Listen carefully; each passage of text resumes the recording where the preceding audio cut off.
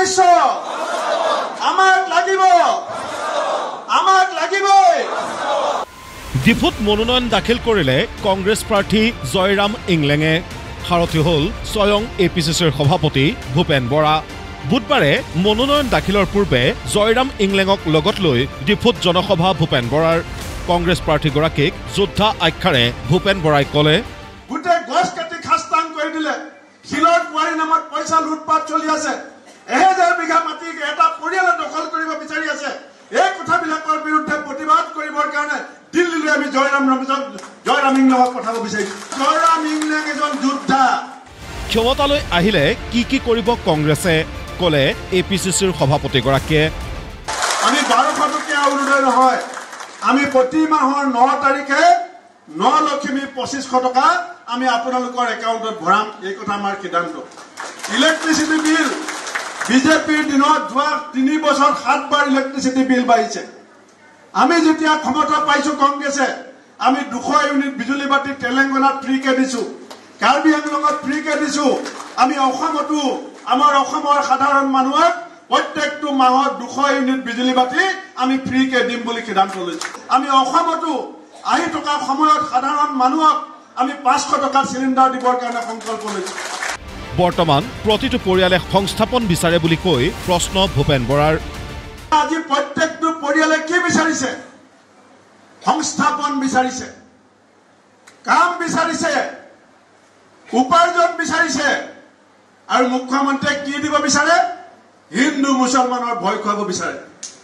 হিন্দু মুছলমানৰ কথা কয় বাকিবিলাক আমি যেতিয়া দোকানলৈ যাওঁ তেতিয়া দোকানীবিলাকে আমাক হিন্দু বুলি দাম কমাই দিয়ে নেকি স্কুলৰ এডমিশনৰ ফিজ কিতাপৰ দাম আমাৰ হিন্দু কাৰণে কম নেকি যদি মুখ্যমন্ত্ৰীয়ে হিন্দু মুছলিম বুলি কয় হিন্দুবিলাকৰ ঘৰত কিমান ল'ৰা-ছোৱালীয়ে চাকৰি পাইছে বিজেপিৰ নিৰ্বাচনী প্ৰতিশ্ৰুতি সন্দৰ্ভতো প্ৰশ্ন প্ৰদেশ কংগ্ৰেছৰ সভাপতিৰ বিজেপি আহিব বিদেশী যাব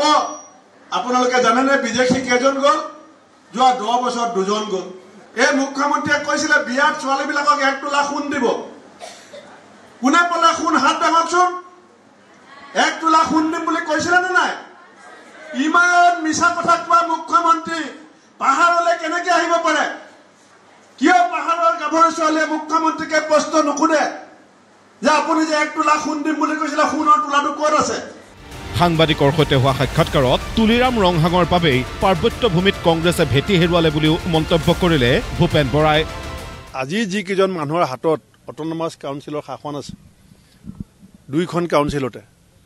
এওঁলোকে দুৰ্নীতি ভ্ৰষ্টাচাৰত নিমজ্জিত বুলি এওঁলোকৰ বিৰুদ্ধে দুৰ্নীতিৰ আঙুলি টোৱাইছিলে বিজেপি দলে আৰু এওঁলোকৰ বিৰুদ্ধে এনকুৱাৰী ডিমাণ্ড কৰিছিলে এওঁলোকৰ কৰাপশ্যনৰ বিৰুদ্ধে এনকুৱাৰী ডিমাণ্ড কৰিছিলে বিজেপি দলে আৰু এইকেইজন মানুহৰ কাৰণে এই পাহাৰীয়া জিলাকেইখনত কংগ্ৰেছৰ সাংগঠনিক অৱস্থা বেয়া হৈছিলে কাৰণ এওঁলোকে যে লুটপাট কৰিছিলে সেইটো এই অঞ্চলৰ মানুহে গম পাইছিলে কিন্তু যে মুহূৰ্তত তুলিৰাম ৰংহাং ডাঙৰীয়া বিজেপিত যোগদান কৰিলে সেই ৱাশ্বিং মেচিনত চাফা হোৱা তুলিৰাম ৰংহাং ডাঙৰীয়াক পাহাৰৰ মানুহে এবাৰ পদুম ফুলৰ শিপা উভালি পেলাই চাফা কৰিবলৈ গৈ আছে ইফালে বৰাকত নিজ দলৰ প্ৰাৰ্থীৰ মনোনয়ন দাখিলৰ বাবে মুখ্যমন্ত্ৰী ডক্টৰ হিমন্ত বিশ্ব শৰ্মা উপস্থিত হোৱাৰ সমান্তৰালভাৱে শক্তি প্ৰদৰ্শন কংগ্ৰেছৰ 5000ৰো অধিক লোকৰ অংশগ্ৰহণেৰে বিশাল ৰেলী কৰি মনোনয়ন পত্ৰ দাখিল কৰিলে কংগ্ৰেছৰ প্ৰাৰ্থী সূৰ্যকান্ত চৰকাৰে ভিডিঅ' জাৰ্নেলিষ্ট দীপক শইকীয়াৰ সহযোগত অমৰেন্দ্ৰ ডেকা আৰু শিলচৰৰ পৰা ভোলানাথৰ ৰিপৰ্ট প্ৰতিদিন টাইম